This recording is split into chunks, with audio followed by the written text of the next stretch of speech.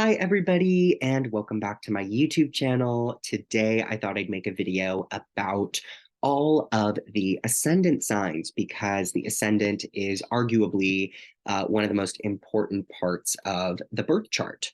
And we're going to talk about why. But before we get started, make sure to give this video a thumbs up, subscribe if you enjoy it, and leave a comment too. I always love hearing your feedback. Okay, so let's get into it. So what is the ascendant, first of all? I feel like this is a question even, I had until fairly recently. Like, how is it determined? So the astrology sign is the sign that falls on the eastern horizon at the time you were born, okay? So what sign was there on the eastern horizon of Earth? And that sign is describing sort of that moment where you entered the world. So forget your sun sign, forget your moon sign. The ascendant sign is like the catalyst for you entering this world, meaning it could be attributed to what you're seeking in this lifetime. It could be attributed to what you naturally are without any programming, without any layers put on you.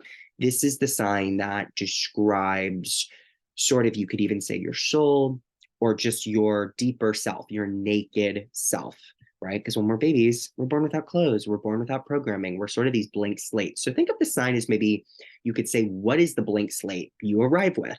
Okay. So for this reason, the ascendant can mean how you naturally are.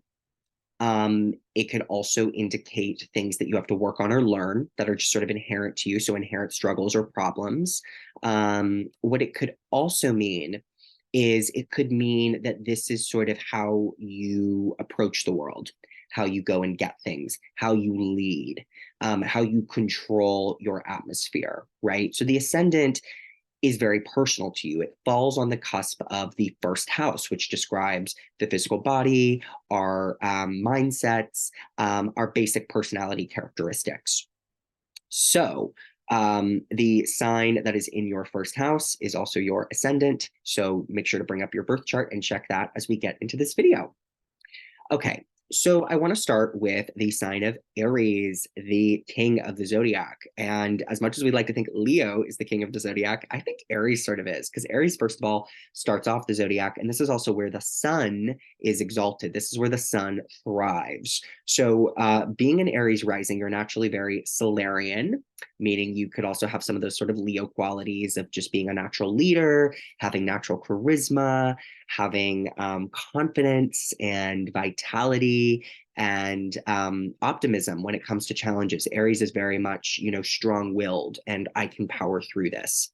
Now, the challenge you might find with having an Aries rising is that you can be a little bit too willed at times. You can come off a little bit too strong, maybe too strong for others. When we talk about the ascendant, we also have to bring up the descendant, and the descendant describes the sign opposite your ascendant. So therefore, this sign often gets associated with how we experience relationships or who we are in relationships. So if you have an Aries ascendant and you're naturally willful and you're naturally, confident and strong and maybe a little bit intense even, then Libra could be, when you go out into the world and you have that strong personality, Libra is someone who's a little bit more conscious of others, a little bit more, the peacemaker. So it means that actually in social situations, you might not show the strong-willed part of yourself. You might actually taper that down to comfort others. But when left unto your own devices and when around people who really see you for who you are, you're able to let that Aryan glow show.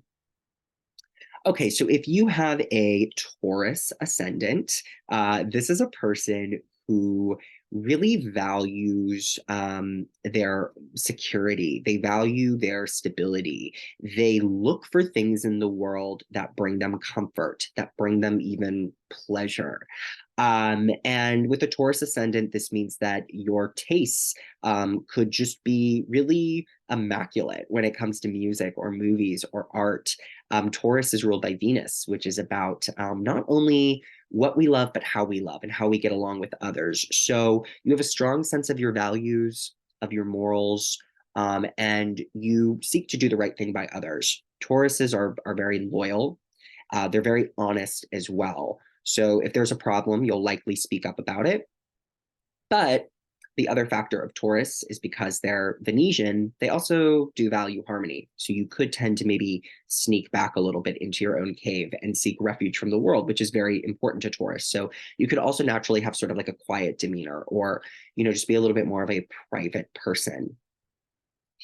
Okay, so if we next go to a Gemini ascendant, Gemini ascendants are icons. I mean, look up half of the early 2000s celebrities out there, the celebrities that I love the most, and most of them are Gemini rising. So we all know that Gemini is like this natural communicator, this natural people person who can just talk and talk and talk and talk. What Geminis also really value besides conversation is they value knowledge. They value intelligence. They want you to be well read and well backed up on the information that you're presenting. So naturally, this is a person who seeks the truth, who also just has a very curious consciousness, who doesn't really stick to one thing or one opinion, but rather seeks out many, seeks out multiple. Anything Mercury ruled, which Gemini is, can also be a little bit of anxiety. So there could be naturally a little bit of social anxiety around others, but it's because you possess these, deep wells of knowledge that you may fear not being reciprocated or taken seriously. If we go to the descendant in Sagittarius, the area affecting our relationships, Sagittarius is often a person who's, very forthcoming. They're a teacher. They're the sort of more adult version of Gemini. So they're there to share information. They're there to educate, maybe even indoctrinate or minister to. And so Gemini risings can often sort of shut down their own knowledge. Even though they're very knowledgeable and they're very curious and they're very intelligent, they may doubt this in relations to others and let everyone else speak first and kind of let everyone be stronger than them, even though they possess this very raw intelligence, this very raw talent that when given the opportunity to shine, it will. Okay, so next going on to a Cancer ascendant. If you have Cancer on the ascendant, we can think about Cancer being sort of the mother, the compassion seeker, right? The Dalai Lama, I think, is a Cancer rising, if I'm not mistaken. So with the sign of Cancer on your ascendant, Cancer also rules family. So you could also be kind of naturally pulled towards family, towards relationships that give you even familial feelings. This is a person who feels most secure probably when taking care of other people, who's naturally really invested in not just the feelings of others, but like the routines of others. Weirdly enough, with this ascendant, you have Aries on the midheaven, and we think of Cancer as soft and passive. Cancer risings are actually bosses with Aries up there on the midheaven, because Cancer is about routines. A Cancer ascendant can actually be a great manager or a great boss because they know how to keep people in their routines. They might neglect their own routines and their own self-care, but they're very good at monitoring other people's, right? So this is sort of the struggle of Cancer, is it's like, sure, you can be there for everyone, but you might neglect yourself, you might fall into martyrdom or victimhood. Not saying that you would, but Cancer's water. It's sort of, oops, sorry. But Cancer is water. So Cancer kind of lacks form, okay? Cancer needs form. And so it's always searching for form. It's always searching for structure and for family, and something to contain it. So that's why Capricorn falls on the descendant, which Capricorn is the container and Cancer is the water. So it needs people to give it a strong container, and it fills that container for others. Okay, so with a Leo ascendant, Leo is the sign ruled by the sun. Leos are sunny. They're happy. they're charismatic. They're bright. They're sweet. They're sunny. They're lovely. What I find interesting about having a Leo rising, though, Marilyn Monroe is a Leo rising.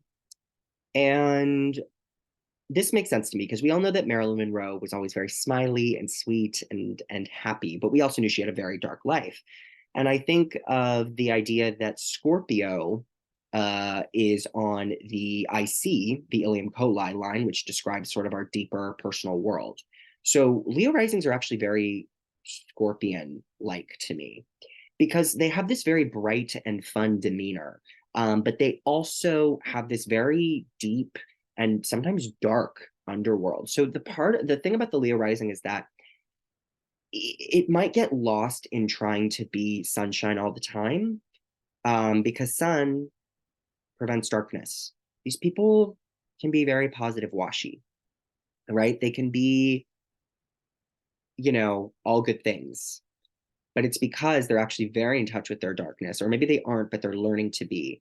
But these people can also be very extreme and very intense, because the luminaries are intense. Cancer can also be this way too. But Leo, if you think of the sun is one polarity, the night is the other polarity. So these people are sort of also learning to strike a balance between the good times and the bad times, finding sort of a happy medium, a nice sunset or sunrise, if you will. And the other thing odd about Leo rising is that Aquarius falls on the descendant. So if the descendant is about how we experience relationships, and Aquarians are a lot more private, and they're a lot more,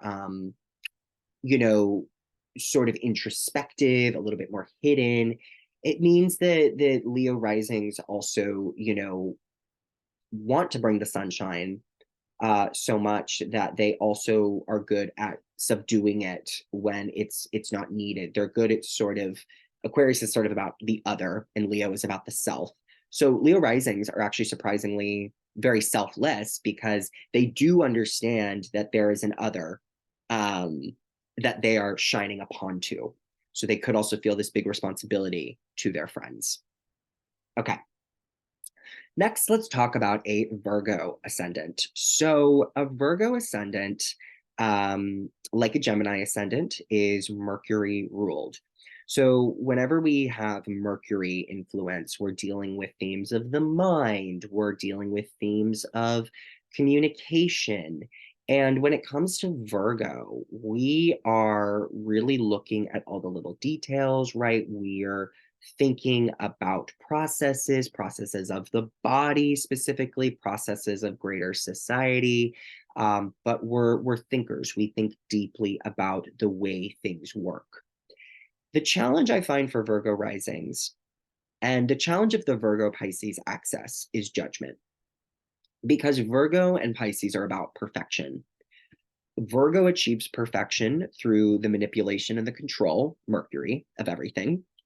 And Pisces achieves perfection through Jupiter and Neptune, which are about sort of going forth fearlessly and sort of allowing everything to be as it would. So a Virgo rising's main struggle is control, and might feel very controlling, very high strung, because of that perfectionist quality in them.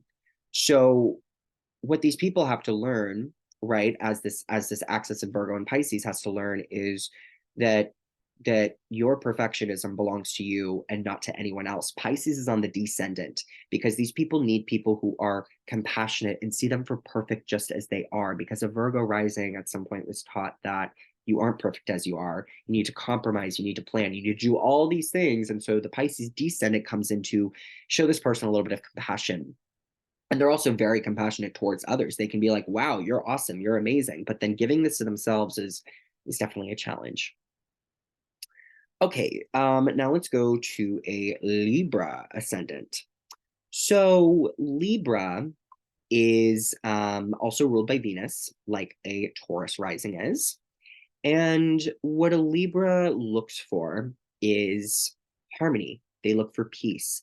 They do this by being sweet. They do this by being, super kind and super accommodating, but usually at the expense of how they really feel about things. So coming out of Virgo, if it's like we're really concerned with, judging processes in the world, Libra's also concerned with this, but Libra almost doesn't want to touch it. Libra is a little bit afraid of like rocking the boat too much because of what we learned in Virgo, right? Don't judge others, go a little bit easier on yourself. Libra takes that and is like, peace, right? But peace also requires confrontation. So these people could be a little bit afraid of confrontation. They could be a little bit afraid of just putting themselves out there in general. They could shy away from the spotlight, feel a little bit naturally more reclusive. And what's funny about this is that in social situations, they might seek out people who are very outspoken. They might even, just go along with what other people say. And I think that a challenge for Libra rising is definitely, being, just being less, I'm drawing a blank on this one, but being, you know, peace and war are more related than we think. Peace is not just the absence of war. Peace is mitigating war. So a Libra rising has to learn that it's not about extremes. It's not about just willing away the difficult stuff and welcoming in all the good stuff. It's about looking at the bad stuff. Why is it bad? What's the judgment we have against it? And bringing it back out into the light so then we can create peace from it. We don't get there by just denying problems exist. We get there by healing the problems. This is sort of the arc of a Libra rising. Okay. All right. So Scorpio ascendants, people born through the Scorpio ascendant, are naturally people who I find to be hypervigilant. These are people who, and that's not a bad quality. That just means that they're extra careful. They're extra cautious. The thing about this, though, is that, they can be that for other people. They can be very cautious of other people. Like, watch out if you do this, watch out if you do that, because likely these people had to develop sort of a hard scorpion shell at a young age to fend off the threats of the world, the perceived threats of the world, right? Because when we're children, and this is what's interesting about the rising sign, it's like when we're children, we're perceiving things through the lens of a child. We're not perceiving them through the lens of an adult. So a Scorpio rising might tend to see things very extreme because that is the way that they were raised. Things were extreme, therefore, or they felt extreme at the very least. And so they might project this extremity onto the world. But if they can do a little bit of logical thinking around this, is this as extreme as it is? Is this, oh, and they can realize that maybe, deconstruct a little bit how they think, then they can really be great at helping themselves and others through really hard times. Scorpio is about death and rebirth. It's about rising from the ashes. So the challenge here is not to stay in the ashes for too long, but to remember that there is a time when you are called upon to rise, and that just by waking up every day, you have risen. All right. With a Sagittarius rising, I feel like these people are determined to do something in their lives. I think they're actually afraid of complacency and staying too still. I feel like these people don't love being alone for long periods of time. And what's funny is that they do enjoy being alone, but Gemini's in their seventh house, so they're also like incredibly social. Like when you get them into a social arena, they're very, very social. They're excited to share what they're working on. They're excited to share what they're doing. They are actually a lot better with people than they think. Sagittarius sort of has this like funny, awkward quality to it, which actually makes them really endearing, but can make a Sagittarius very insecure. So they can think like, oh, I'm so weird, I'm so awkward, like my interests are so opposite the world, which is very Sagittarius, right? Like, oh, I got to go explore the world. I got to go do everything differently. Like they're naturally very contrarian, but they don't realize that this is what makes them great. And people actually love this about them.